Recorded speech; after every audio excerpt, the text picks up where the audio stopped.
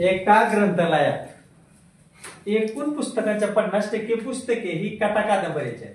एकूण पुस्तकाच्या म्हणजे एकूण पुस्तके आपल्याला माहिती नाही ते लक्ष ठेवायचे मी. एकूण पुस्तके लगेच तर ठेवायचे आपली एक्स मानायचे. कथा कादंबरी 50% आहेत. कथा कादंबरीचे 1/3 पुस्तके काव्य संग्रहाचे आहेत. तर काव्य संग्रहाच्या 25% पुस्तके आत्मवृत्त आहेत आणि उरलेली 560 पुस्तके ही इतर प्रकारची आहेत. मग लक्षात काय ठेवायचं आपल्याला, सगळ्या प्रकारची पुस्तके कशी आहेत. कथा कादंबरी आहे काव्य शब्द, त्याच्या परत काव्य संग्रहाचे आहेत, काव्य संग्रहाच्या परत कशा आहेत आत्मवृत्तचे आहेत आणि त्यातनं उरलेली 560 आहेत आणि ह्या सगळ्यांची बेरीज एकूण पुस्तके आहेत. काय एकूण पुस्तके. मी सुरुवातीपासून घेतलंय, मला बाकीच काय माहित नव्हतं. एकूण पुस्तकांच्या 50% पुस्तके कथा कादंबरीचे आहेत. मी तर काढलेलं कथा कादंबरी किती काढलं. एकूण पुस्तके काय घेतली मी x गुणिले 50% म्हणजे 50/100. 50 50 50 दोन्ही 100 म्हणजे किती आलं 1/2. x न वर्ग गुणिले x छेद किती आलं 2. कथाचे आले 1/2 कथा कादंबरी.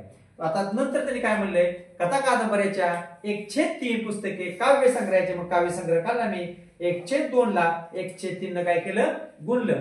ह्याच्या पट आहे समजले. गुणाकार केला, वरचा गुणाकार वर x 1 x आणि 2 गुणिले 3 बेत्रिक 6. ही 1/6 कोणाची आली काव्याची आली. पण त्यांनी काय म्हणले, काव्य संग्रहाच्या 25% पुस्तके ही आत्मवृत्ते आहेत. आत्मवृत्त घेतले मी 1/6 च्या गुणिले किती टक्के केले मी 25%. 25% म्हणजे 25/100. 25 × 25 = 100. x गुणिले 1 x 6 गुणिले 4 6 = 24. हे पुस्तके 1/7 हे आत्मवृत्ते आले. पण त्यांनी म्हणले अजून पुस्तके उरले हे सगळे घेऊन तर 560 उरले. उरलेले पुस्तके किती आहेत 560. मी काय केलं, कथा काव्य आत्मवृत्ती आणि उरलेली पुस्तके ह्या सगळ्यांची काय केली बेरीज बरोबर एकूण पुस्तके किती आहेत x. आता इथे तिन्हींचा लसावी काढला 2 6 24. आता इथे 1 आहे, सगळ्यांचा लसावी किती आला 24 आला. मग आता 2 इथं आहे पण घेतले आपण 24. 2 ला किती गुणल्यावर 24 आलं.